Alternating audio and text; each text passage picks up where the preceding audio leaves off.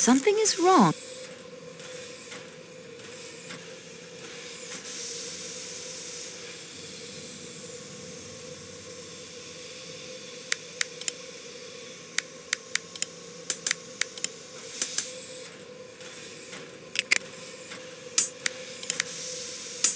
I bent the blade of the butter knife back on itself.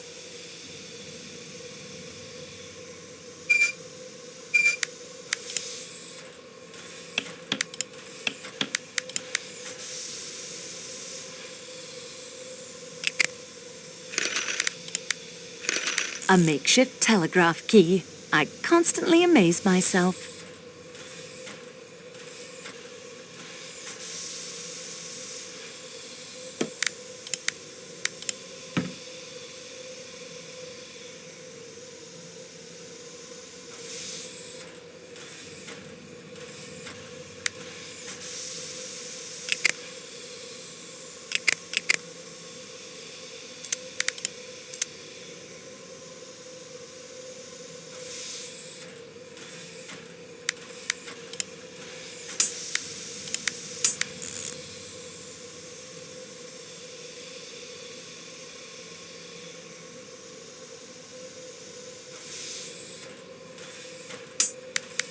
I suppose that will do as a telegraph key.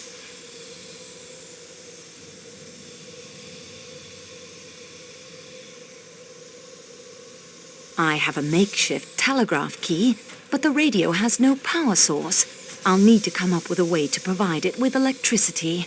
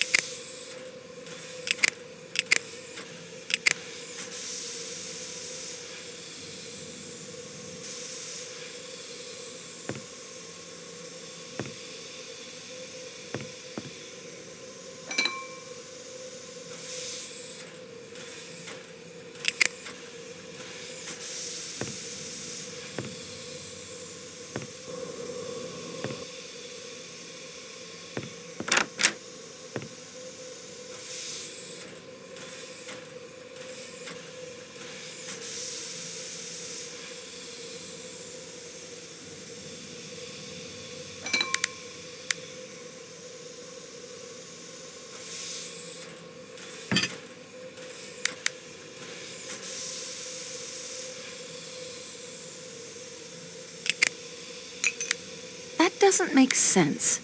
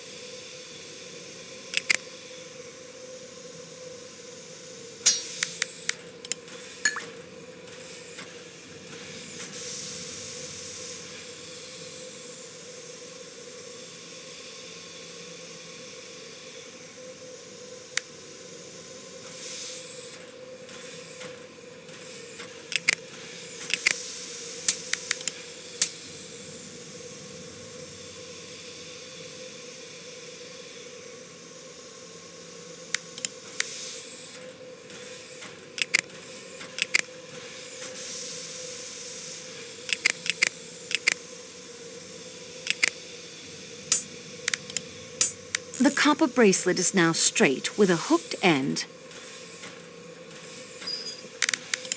With any luck, that will power the radio, at least for a short time.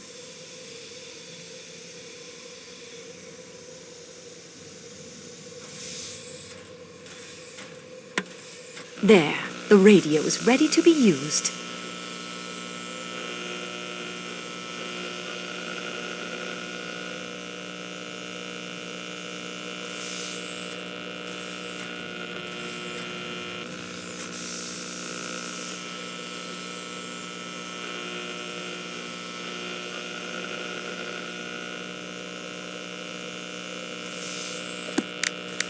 The good...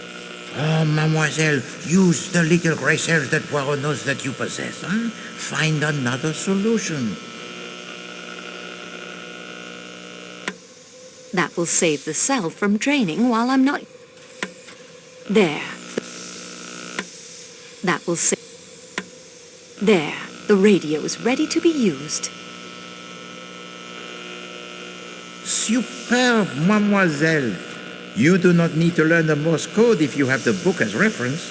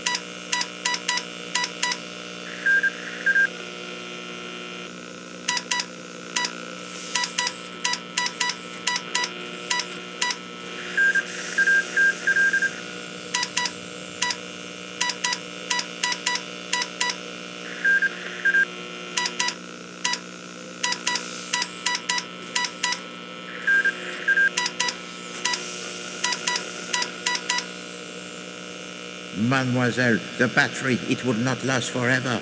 Turn off the radio to conserve the power. That will save the cell from draining while I'm not using it.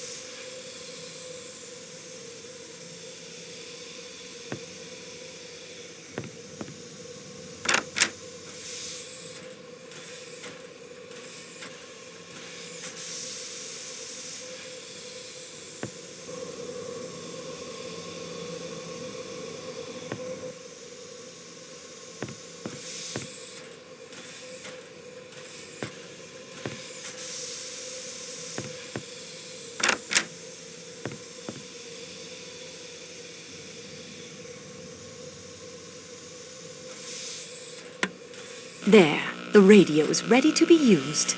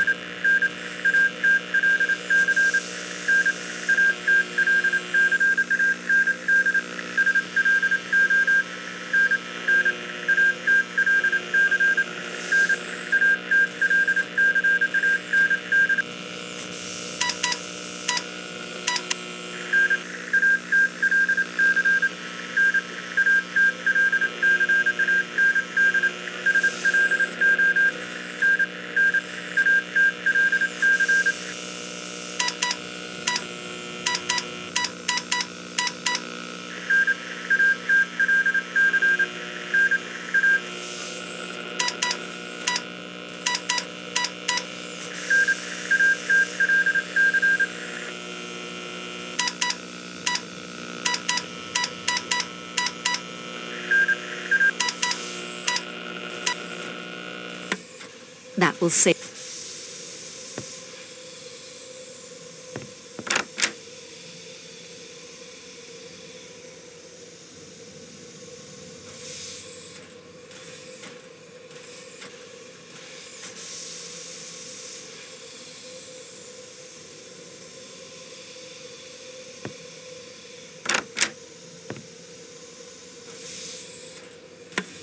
There, the...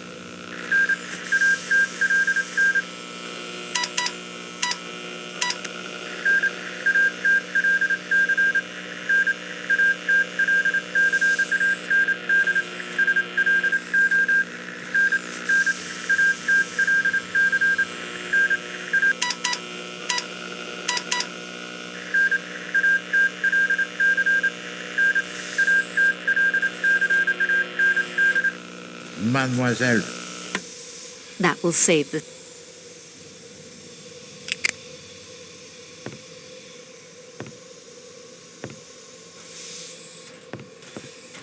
I must attend to... Ah, dear young miss, I would like to say that despite all the calamity, I have enjoyed sharing my compartment. Thank you, Greta. But I'm afraid I must ask you some more questions. Yeah, I am thinking you must. Our gracious Father, who art in heaven, guides your hand, I think. So I am content. I found a postcard in your suitcase. My one keepsake from that time. It is a silly thing, but I hold it dear. Coney Island is in America.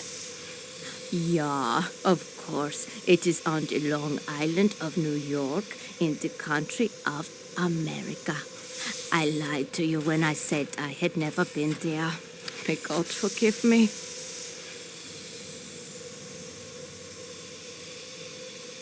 On the back of the postcard, you write that Helena rode on the roller coaster.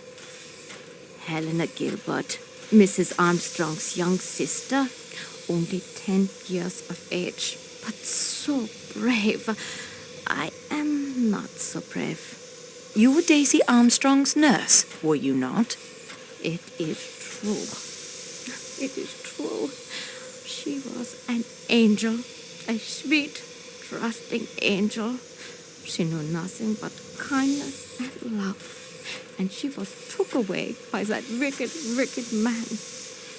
And her poor mother, and the other little one who never lived at all.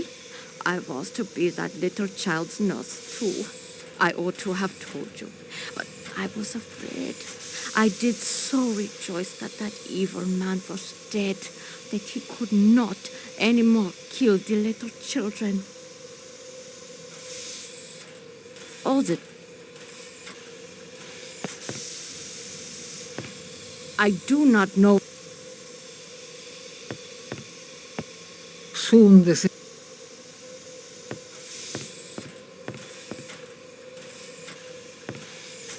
Really, miss, you know my secret.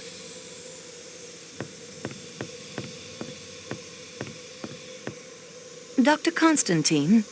I thought you had forgotten about me. You have further need of my expert advice? I'd like to talk to you about that, yes. Good. Could you give me an account of your movements last night? My movements? Surely, I am not a suspect. But it is absurd. I joined the train at Belgrade. I am the sole paying passenger of the Athens-Paris coach. Surrounded by the working staff. The doors are locked between my coach and the coach to Calais. So, I could not have committed the murder. What is the name of the conference you are addressing in London? Why, it is the International Society of Gastrointestinal Physicians. Why would such a group be interested in a speech about a disease found in newborn calves? Why, there are many similarities between... What I mean is anatomy. Constantine, what have you done? You lied to us about your qualifications, Doctor. You are a veterinarian, yes? Yes, a very good veterinarian. Monsieur Poirot and I relied on your qualified opinions.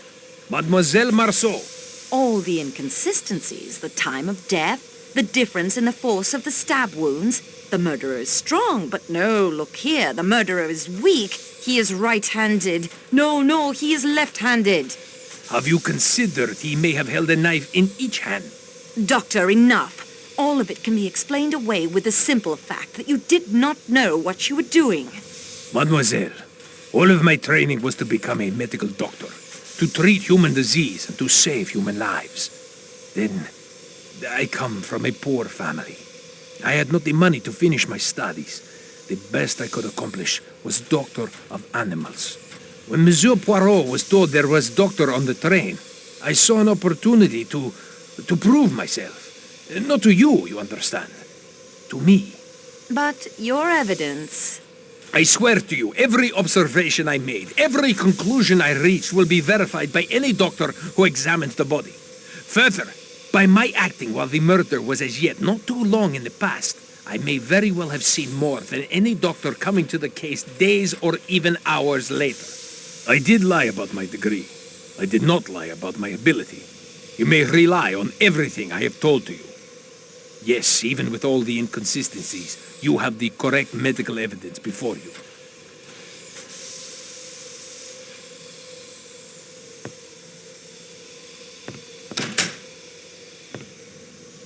Mademoiselle Debenham, I must ask you why you lied to me earlier. Lied to you? I don't know what you mean. You told me you had never been in America. What makes you think I have? Information received, as the English police say. You concealed the fact that you lived in the Armstrong household. And what, may I ask, was I supposed to have been doing there? You were governess to Helena Gilbert, Mrs. Armstrong's young sister, and you would have no doubt been governess to little Daisy when she was old enough. You appear to have found me out. And the reason for these evasions? I have my living to get. You must know how hard it is for a girl to get and keep decent employment. I had been detained and questioned in connection with a murder case. Do you think that any nice, ordinary, middle-class Englishwoman would want to engage a girl with those references as governess to her daughters? Even if no blame attached to you, there would be the publicity. Yes, we have it hard enough getting on, don't we? Without all of that additional baggage.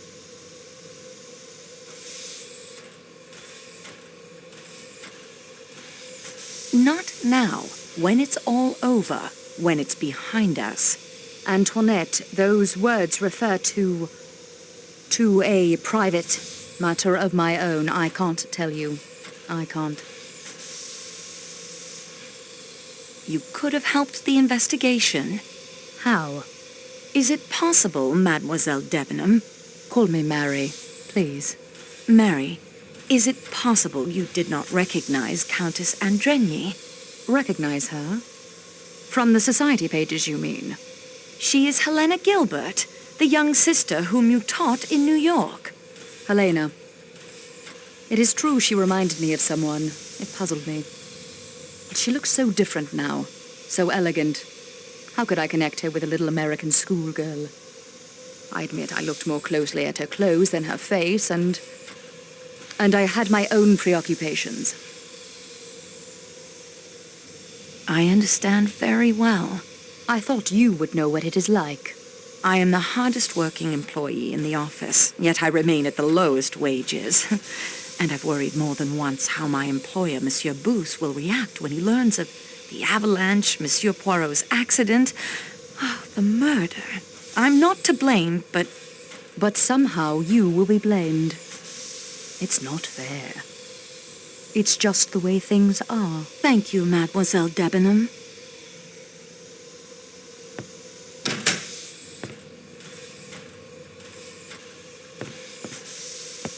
I don't think he's in the mood for conversation.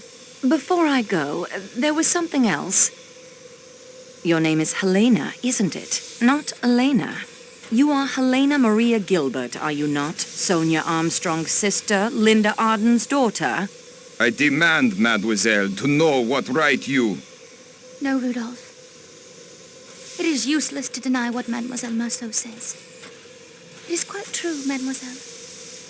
I am Helena Gilbert, the youngest sister of Sonia Armstrong. Au revoir, Monsieur le Comte. Now that you know who...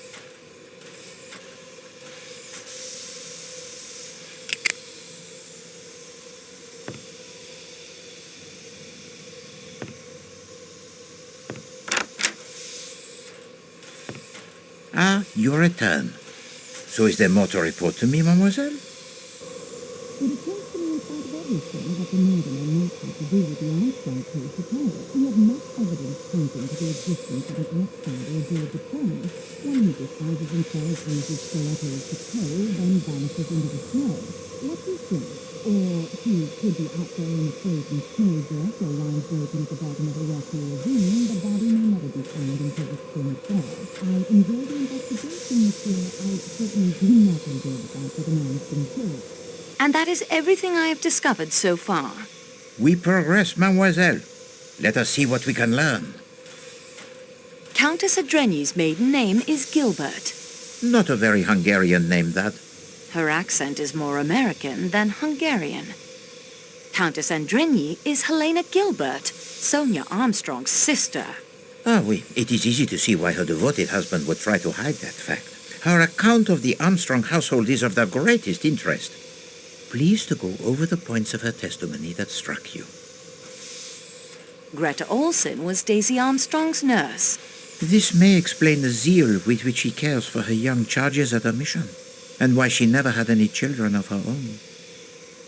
Barnaby has discovered that the last name of the Armstrong cook was Schmidt.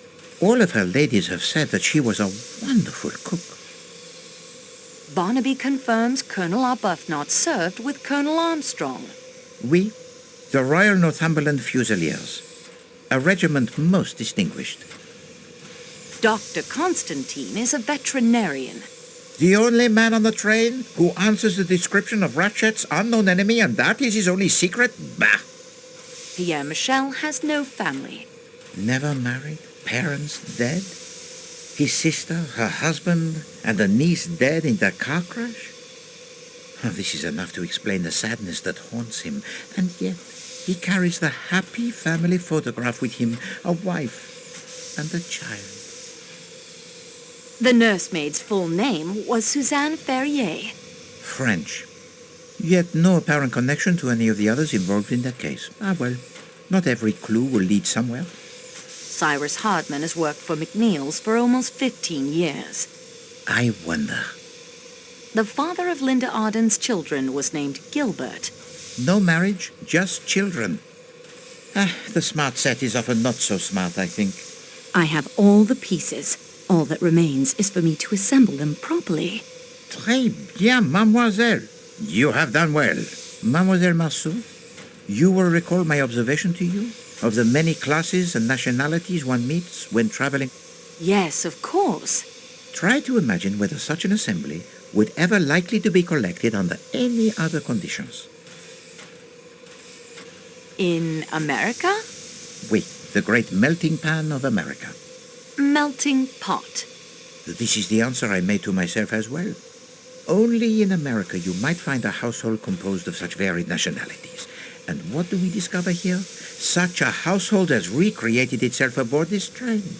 A household damaged almost beyond recovery 10 years ago by the man Ratchet. And so we near the end of at least one journey.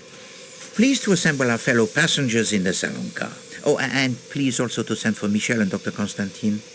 I will need their assistance to convey me to the salon car. You will present your solution? I will offer 3 solutions. You, mademoiselle, will decide which of them will best serve justice.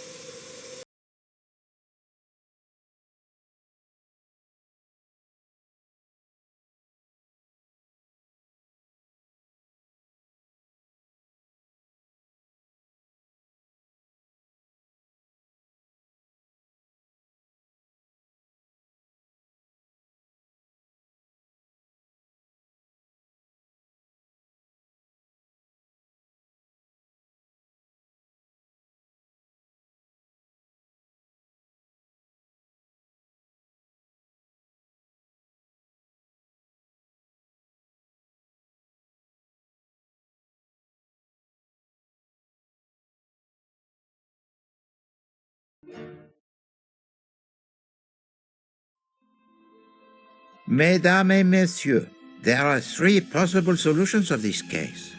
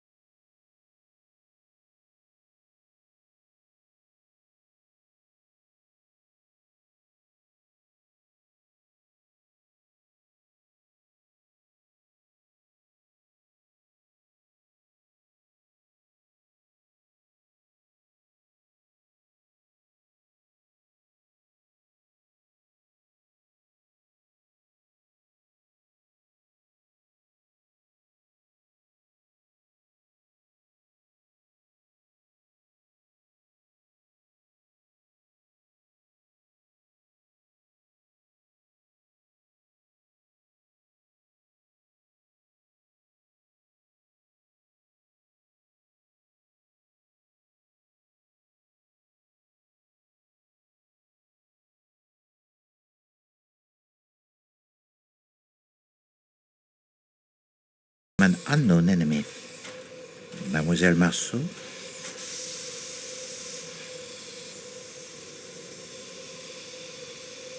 The tone of these letters suggests an enmity born in the American underworld, of which Monsieur Ratchet was once a part. A former colleague in one of his kidnapping schemes? Who knows? We have the evidence of a detective Monsieur Ratchet hired to protect him.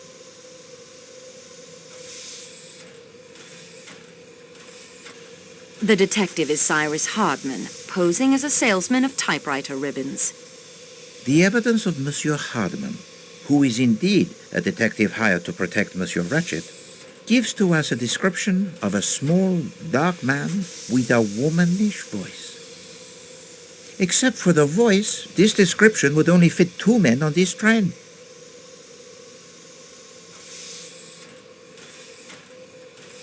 Matteo, the Athens-Paris coach attendant, and Dr. Constantine. Yet Monsieur Hardman's vigilance during the night shows that no one could have passed from the Athens-Paris coach to the Calais coach without his seeing them. So anyone in that coach must be exonerated. The enemy actually came aboard the train at Belgrade one of 2 ways.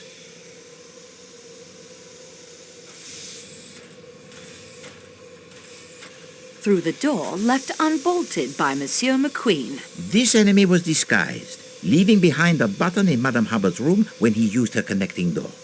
Mademoiselle, the disguise?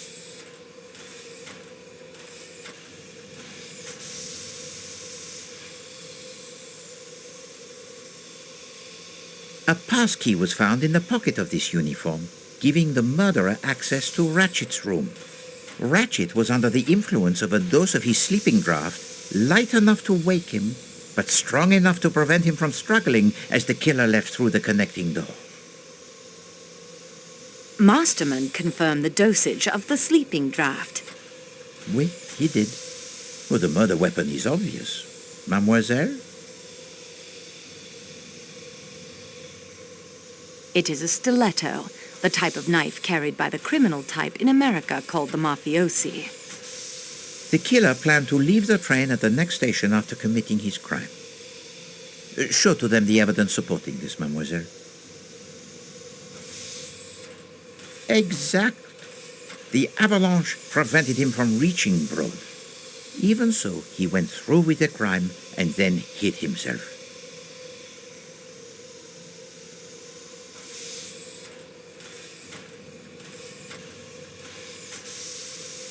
The killer hid in an empty room in the Athens-Paris coach. At first, in the Athens-Paris coach. Then later, it is in the hut. Mademoiselle found the uniform and the stiletto. But the killer had fled. He may have escaped down the mountain, or he may have come to his just reward somewhere out there in the snow. I think you will agree that we had followed the trail as easily as if we were tracking the footprints in the snow. Well, it is plausible. It certainly fits the most obvious set of facts. I applaud the mastermind who hides behind such an innocent face. The second solution asked more of the little Gressels. Not only of Poirot, but those of Mademoiselle Marceau and Dr. Constantine as well. It was hidden most carefully. The unlikely accident of a means of communicating with the outside world, a part filled most ably by my dear friend Barnaby, made the truth, or at least part of it, easier to uncover. But I flatter myself that enough clues were found right here on this train that such communications were almost always but collaborations of conclusions that I had already reached. So, mademoiselle, we will begin again. First, I will speak to you of time. When did Monsieur Ratchet meet his end? I suspect Mademoiselle Marceau has the theory. 1:15 a.m. The watch was broken during the attack, and Madame Hubbard heard the killer in her compartment only moments later. Let us examine each possibility in turn. 10:40 p.m. or earlier? No, I think not. Mademoiselle Olsen spoke to Ratchet from the doorway at 10:40 p.m., but she never went inside. It conjures the image most bizarre of her throwing a knife at him 12 times from the doorway. And how does she retrieve it? Is there string attached to the handle? No. No, that is a solution of a most lurid sort. 12:37 a.m.? A more interesting possibility. Monsieur McQueen states that Ratchet spoke no languages other than English, and yet the voice answered Michel in French. Still, I think this was simply a performance for the benefit of Poirot. One of the little improvisations. I was meant to see through it and say, no. Monsieur Ratchet, he was already dead by 12:37. He could not have cried out. The broken watch said 1:15. Oui, it did. And it fits with the time of Madame Hubbard's visitor. Now I digress for the reminiscence. I observed to Mademoiselle Marceau that one meets many classes and nationalities when traveling aboard the Express. I asked her to imagine whether such an assembly would ever likely to be collected under any other conditions. And mademoiselle, what was your reply? In America. C'est ça. Only in America will you find a household composed of so many nationalities. Look about you.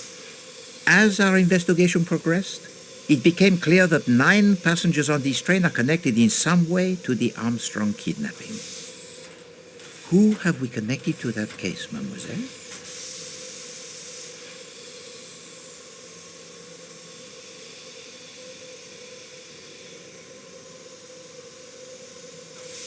Countess Andrenyi, Colonel Arbuthnot, Mary Debenham, Princess Dragomirov, Antonio Foscarelli, Hector McQueen, Edward Masterman, Greta Olsen, Hildegard Schmidt,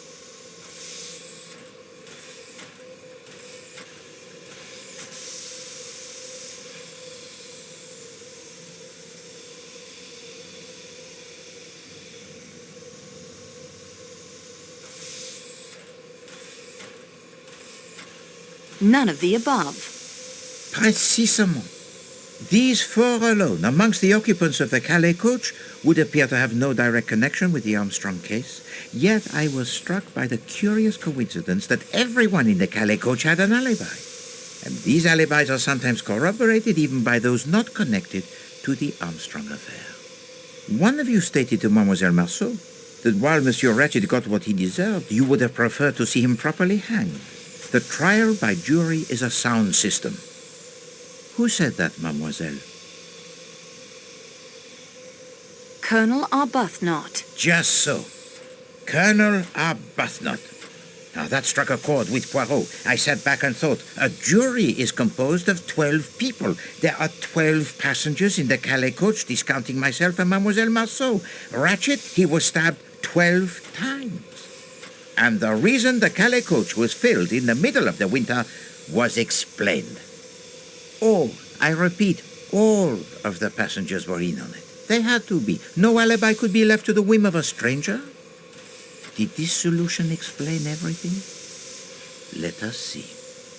What were the clues that pointed to the first solution, mademoiselle? All of these clues agree with the first solution. Wait, and now of course my attention focused on Monsieur Hartmann, for he, the apparent outsider, had provided a key element in this artificial solution of an unknown enemy. How to explain his complicity? And then I remembered that Mademoiselle Marceau had told to me 2 suggestive moments during 2 different interviews with Monsieur Hartmann. When he said the snow was bright. May we? The snow has not been very bright today. The sky, it is overcast. And in his apology, he mentions his fondness for French girls. Countess Andrenier told us that the nursemaid, she was French. Her name was Suzanne. Our young friend Barnaby Lewis confirms via the ham radio that her full name was Suzanne Ferrier, and that she was born near Paris. So, it is not so much a leap, I think, to wonder if perhaps the man from New York and the French girl working there might not have formed the attachment. I've been a detective for almost 20 years, Monsieur Poirot, but I'm in admiration of you. Yeah, Suzanne and I were going to ask her uncle if we could get hitched. He was her guardian. And the kidnapping and everything. It was too much for her. Her uncle, monsieur? And his name? Oh, jeez, I can't say I remember. A detective for almost 20 years? And you never even knew the name of your fiancé's guardian? No, probably got it written down somewhere back in New York. Enough of this foolishness. I can guess his name right now, and so I expect can Mademoiselle Marceau. Monsieur Ferrier. The picture in your valise, it is that of you, your sister, and her daughter Suzanne? Oui, monsieur. After my sister and her husband died in a car crash, I raised Suzanne as my own child.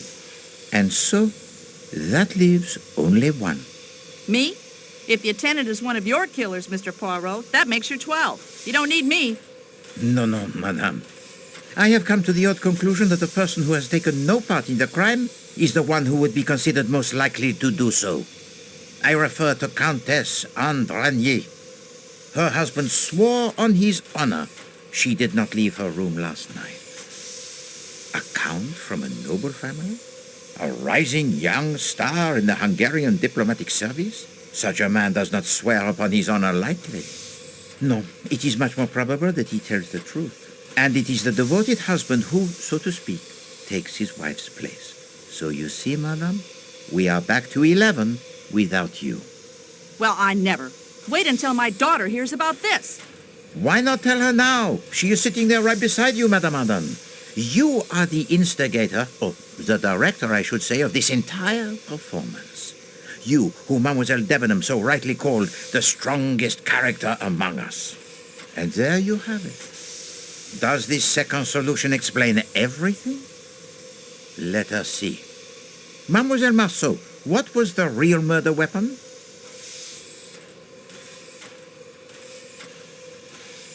But of course, a drama planned this carefully does not include the blood-stained stiletto with the fingerprints of some unknown. No, that is merely a prop, as were the 2 threatening letters. The burned note, of course, was a real threat. The conspirators most assuredly did not want this murder tied to the Armstrong kidnapping, and the true weapon, with no incriminating mark upon it, might never have been found if it had been thrown inches further. Bloody steak knives aren't balanced properly for throwing. My hat's off to you, though, Miss Marceau. When I saw where it landed, I wasn't about to crawl out there and end up at the bottom of that ravine. It took some nerve doing what you did, and there's no denying it. Hear, hear. So, the improbable differences in the stab wounds is now explained. 2 so-called clues were dropped in the dead man's compartment. Mademoiselle?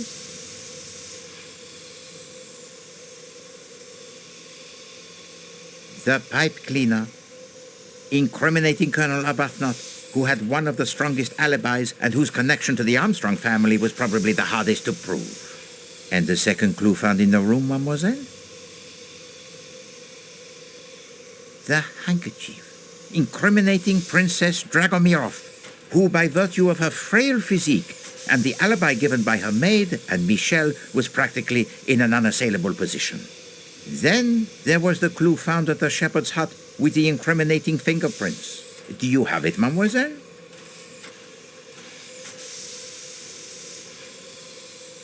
with Matteo's incriminating fingerprints on it. Not precisely cricket, you know, Tonio, to incriminate an innocent man. Cyrus could swear Matteo had not entered the Calais coach. Michel informed us the radio was in the baggage car, and I went to put it out of commission. I did not want to destroy the equipment. It must have taken him much saving to purchase. So I only smashed the telegraph key. Signorina, you are a miracle worker for sure. To get the radio working again. I know about these things. That was a stroke of a genius. Stick to the point, Monsieur Foscarelli. With great pleasure. The padlock was just hanging there. I found the snowshoes earlier, and then the shepherd's hut. I was supposed to find a good place for the uniform and the stiletto, and the hut was perfect. But I had to break the lock to enter. All I did was go and get the padlock on the radio crate. I didn't mean to point the finger at Matteo. The other red herring was not a herring at all, but it was certainly red. Mademoiselle?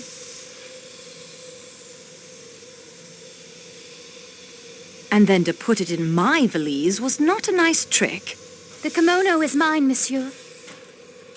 And mademoiselle, I had no intention of trying to incriminate you. I had to put it someplace, and I thought it would be amusing if you found it there. Ah, oui, you enjoy your little games, Countess. Mademoiselle Freebody, indeed. Well, Madame Arden?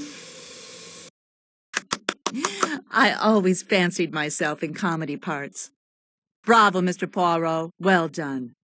Applause from an actress of your stature is praise indeed, madame. We were all at the house, a house filled with almost unendurable pain and sadness. The Perkinson brothers were dead, but Cassetti had got clean away. We decided then and there that the sentence of death that Cassetti had escaped would be carried out. Little did we know how many years would pass, how many false leads Mr. Hardman would track down before Cassetti would be found.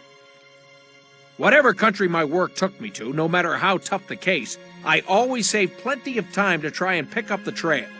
But he kept on the move. Brazil, Mexico, most of Europe. Ratchet was only the last of a string of aliases. Then Mr. Michel wrote to me. It was he who, quite by accident, had recognized Cassetti traveling aboard the Istanbul to Calais train.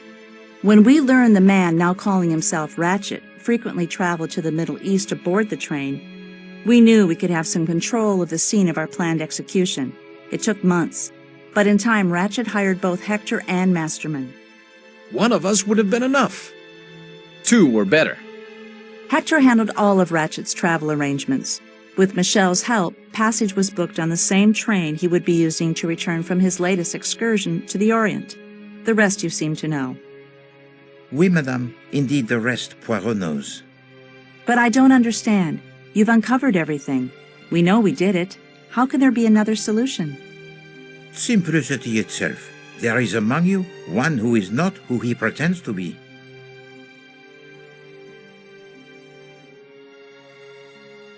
With the help of Mademoiselle Marceau, I will now present you with those clues which fit neither solution so far proposed, and present you with a truth that will surprise even you. I know some of you suspected something was not quite right, but let us now look at the clues that fit neither solution so far. Madame Schmidt says she saw the phantom attendant, but we know now it was sheer invention. Yet we have the testimony of an independent witness who says he saw the non-existent small dark attendant actually getting on the train. Mademoiselle? The engineer. Oui, the engineer while the train was in the Belgrade station. And then there is the crate of Monsieur Ratchet and its unknown occupant. What clues associate themselves with that crate, mademoiselle? The pile of books. Oui, the uniform I think worn by the person the engineer saw. The pile of books mademoiselle believes were useful in the planning of the crime, yet no one has mentioned them. And the fact that the person with access to that key would be in the best position to tell us something of the occupant of that crate. And lastly, there is the little matter of the kidnapping of Mademoiselle Marceau.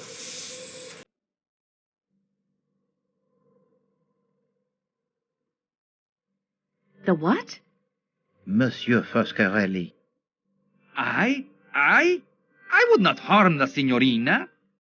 It is why we are all here, to punish the kidnapper. She's right, Poirot. How can you think any of us would resort to kidnapping after all we've been through? As you can see, Monsieur Parkinson, we have pieced together much of your story. Only the reasons remain, and I leave those to you. What did you call him? He called him Parkinson. That is my name, Robert Perkinson. Silence! At once! You will obey me in this and listen to what Monsieur Parkinson has to say. You owe to Poirot that, I think. Please understand. I know how you must hate me. It was my dear wife Isabella, the unidentified woman the papers mentioned, who pleaded with Paul and me as the police closed in to let her take Daisy away. She was sick with grief. Take Daisy away? Cassetti killed the wrong little girl. He crept up while Teresa was alone outside and shot her in cold blood. He was gone again before we knew what had happened. We'd refused his orders to kill Daisy, you see, so he took matters into his own hands and killed my little girl by mistake. If any group of people could know exactly how my wife felt, you are here before me. And we were afraid. Some accident when the police came. It was unthinkable the little girl should come to harm after we had just buried our own daughter. Some time after I escaped, after Paul had died in the electric chair, and Isabella had identified some John Doe found floating in the harbor as me, I joined Isabella and Daisy in France, where they now lived as mother and daughter. I knew we should return the child, but my wife would have died the day she was gone. The child now answered to the name of our little girl, Teresa, and called my wife Mama. You understood the meaning of the photograph, Mr. Poirot? Your family. You, your wife, and your little girl. And once I realized that, I knew that you could not be Pierre Michel. I then began to consider who you must be. Only one figure could not be accounted for with certainty. Robert Parkinson. Last year, only days after my Isabella succumbed to a cancer that I think grew inside of her since the day of the kidnapping, I sought out Michel. He informed me of the plan to punish Cassetti, a plan that he, despite the death of his niece, never thought he could see through. He showed me the letters Mrs. Hubbard had written to him. He was in a terrible state. He had seen Cassetti. Yes, twice. On this very train. I could see he was not a strong man and would not be able to face Ratchet. I looked at those letters and asked him one question. Had Mrs. Hubbard or any of the others ever met him in person? His answer was no. I wanted Cassetti dead as much as any of you. He killed my child. And just as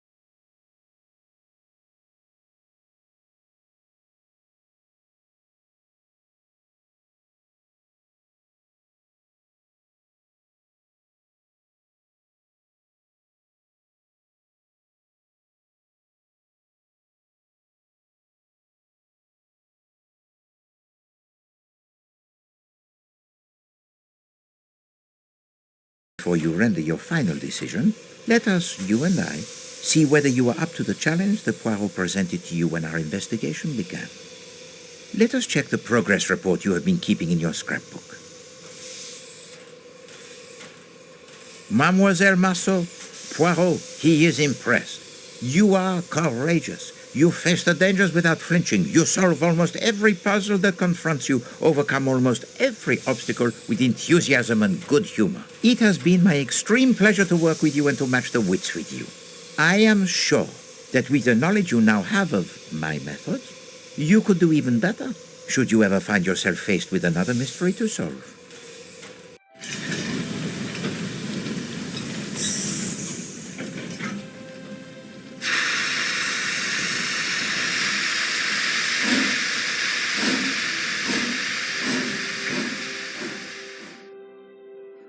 You are the representative of the train company, Mademoiselle Marceau. You have been instrumental in assembling the evidence that pointed to the solutions I have now shared. And you have been ill-used. I am truly sorry, mademoiselle. I left you all of your belongings in that box, except the one I needed back, the key to the security room. You now know why. My precious cargo had to eat. You have proven to be most ingenious. Twice you almost discovered my secret passenger. I left the parasol for you to discover. I had no doubt you would free yourself. If not, I would have found an anonymous way to inform someone of your whereabouts. I understand why you did it. As Monsieur Perkinson so rightly observes, you have proven your grey cells to be almost equal to those of Hercule Poirot. So, what do you say, Mademoiselle Marceau? Which solution shall we present to the Yugoslavian police in broad? Silence, s'il vous plaît. It is now time to hear what Mademoiselle Marceau has decided. Here are my thoughts on the first solution. It is not the truth, but fits the facts, at least one set of facts, and it will be the simplest by far to explain. My opinion of the second solution is this. It is at least most of the truth, as much as 12 people in this car knew. They are self-confessed murderers, and yet, no, that word is wrong. Justice was done here. Of a kind, perhaps not the justice I would have preferred. In that, I agree with Colonel Arbuthnot, but still, can there be anyone, knowing Ratchet and knowing these people as well as I now do after only a few hours, who can't see the rightness of their cause? These are my feelings about the third solution. It is the whole truth. More heartache than even these 12 people knew. And it must stop somewhere, mustn't it? There are lives to build and rebuild here. I think of Greta's words on her postcard, and of the family that had one last day in the sun at Coney Island before the storm engulfed them. I think they all, including Monsieur Perkinson, deserve a chance in the sun again. Therefore, it is my belief, Monsieur Poirot, the first theory you put forward was the correct one. An unknown enemy of Monsieur Ratchet, whom the murdered man feared, sneaked aboard the train disguised as an attendant and is responsible for the murder. Unfortunately, he is still at large, or lies frozen in a snowbank somewhere awaiting the spring thaw. I suggest that is the solution we offer to the Yugoslavian police when we arrive in Broad. Dr. Constantine? Even if